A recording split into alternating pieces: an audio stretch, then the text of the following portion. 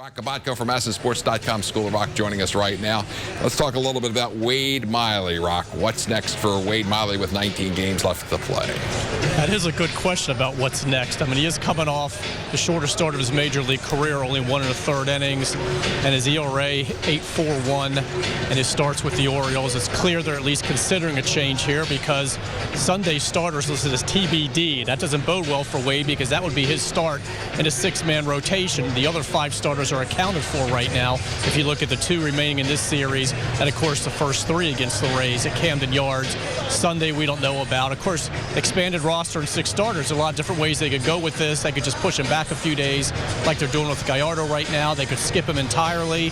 They could put him in the bullpen, or of course he could make another start. But clearly they're weighing all their options right now, and you know he's got to pitch better. He knows that. The Orioles know that. Buck thought he had a really good fastball last night. He liked the velocity on it.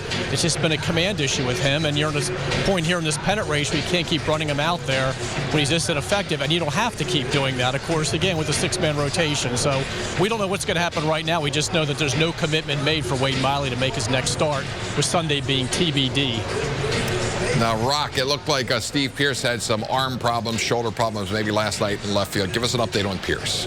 Yeah, this isn't really good. He did feel something again in that. We're calling it the elbow forearm area, and he says that's fine. That's what it is. When he made a throw to second base late in the game, and Buck thought about taking him out, left him in there, then eventually brought him out of the game. And Steve is going to go see Dr. David Alchek in New York. He's the Mets medical director. We don't know what date yet, but very soon. He's not in the lineup tonight against a left-hander. That's a bad sign. So he's going to get the elbow checked in New York. Of course, the Orioles team orthopedist, Dr. Michael Jacobs, will consult with Dr. Alchek and will decide the next course of action. I can sense there's some concern here. The fact that the discomfort returned again, and it may be a little worse now because he's also feeling it when he swings or when there's a check swing.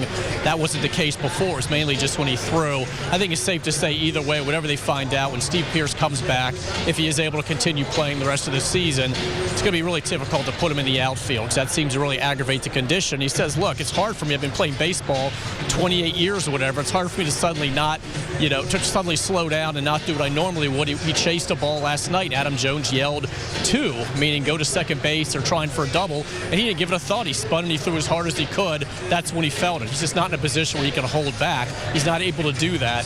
So I think if he is able to play again this season, I can look at first base DH. Problem there, of course, is they have Chris Davis and they have Trumbo. They have Alvarez. They have guys in those spots that would severely limit his number of at-bats. Roch, 19 games left to play. Can Darren ODay be restored to pitching form before the season is over? It looks that way. He threw another sim game today, and it went really well.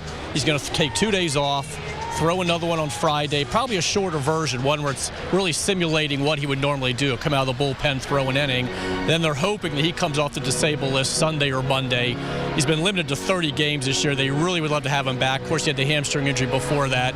Still a good bullpen, but it's a lot better with Darren ODay. It's been tough navigating without him. They would love to get him back and be able to use him in his former role.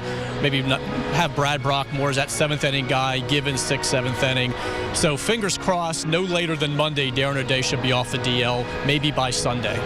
Roch, one final thing. In your blog, you looked into the 2017 schedule. How about an update on that? It hasn't come out officially yet, though? No, it's supposed to come out tomorrow, we believe, early tomorrow afternoon. I was able to find out a couple things. There's nothing wrong with looking ahead to next season while we're involved in this pennant race here.